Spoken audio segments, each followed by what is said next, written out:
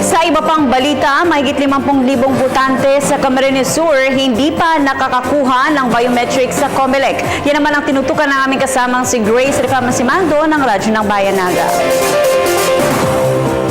No biometrics, no voting. Ito ang paalala at paulit-ulit na paalala ng mga tauhan ng Commission on Elections dito sa Camarines Sur sa lahat ng mga botante.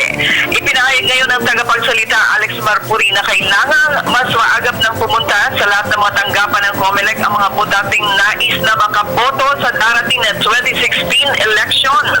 Kailangan po ninyong magpa-biometrics bilang pagtupad sa atas ng Republic Act 10367 o ang Mandatory Biometrics Law.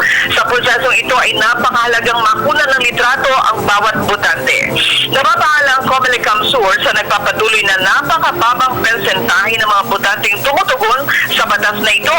Sa kasalukuyan kasing mahigit 900,000 rehistradong botante sa buong Camarines Sur, 130,000 persona pa lang ang nakakapakuha ng biometrics.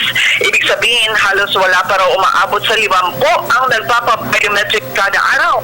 Mula nang buksan ng COMELEC ang registration and revalidation of voters para sa 2016. Radyo ng Bayan Naga para sa Telebisyon ng Bayan, Grace Recamasimando.